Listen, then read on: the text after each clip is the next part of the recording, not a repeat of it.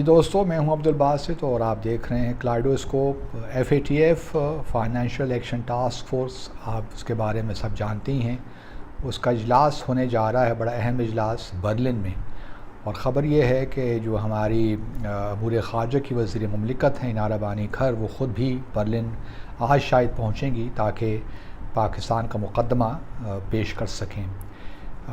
Germany 2 साल सदर रहा FATF का, और अब इस इजलास के बाद ये जो सदारत है अब सिंगापुर को मिलने वाली है।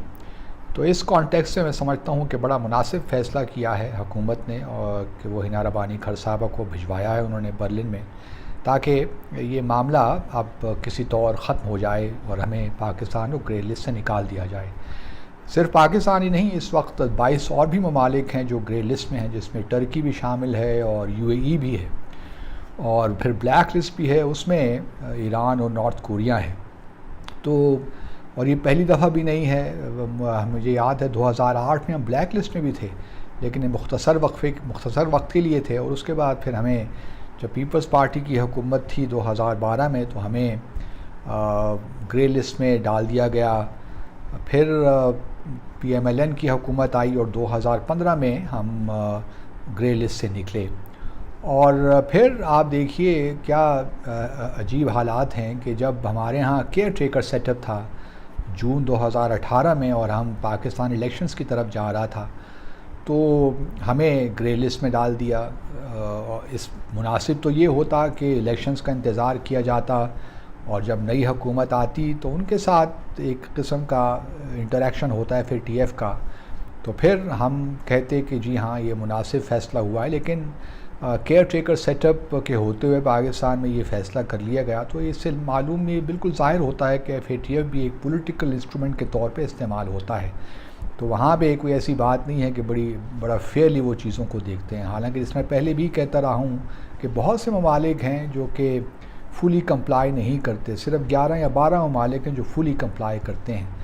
तो इसमें और फिर ये भी देखिए कि जो एशिया पैसिफिक ग्रुप है जो इसके साथ एफिलिएटेड है, FATF में चूँकि सिर्फ 39 मेंबर्स हैं, पाकिस्तान उसका मेंबर नहीं है, बट हम एशिया पैसिफिक ग्रुप के मेंबर हैं, जो कि रिपोर्ट करता है, रिकमेंडेशंस देता है FATF को। उसका को चेयरपर्सन भी भारत रहा है, और उस ज़माने में, और अभी भी शायद भारत है। तो एक लिहाज से पॉलिटिकल इंस्ट्रूमेंट के तौर पर तो इस्तेमाल होता है। अब पाकिस्तान को इस दफ़े 4 साल हो गए हैं, पिछली दफ़ा हम 3 साल के लिए थे। और इस हुकूमत ने पिछली हुकूमत ने कोशिश तो बहुत की। पहले हमें 27 एक दी थी गई कि आपने रिक्वायरमेंट्स पूरी करनी है, वो हमने कर ली। उसके बाद 7 और रिक्वायरमेंट्स ऐड कर ली गई, तो 34 जो है हम तकरीबन फुली कंप्लाई करते हैं अब FATF की तमाम जो है कंडीशंस को। तो अब ये वक्त है कि हम ग्रे लिस्ट से हमें निकाला जाए, और इसके लिए जर्मनी की जो फॉरेन मिनिस्टर थी वो भी पाकिस्तान पिछले दिनों आई हुई थी, गो कि यहाँ पे कोविड का शिकार हो गई।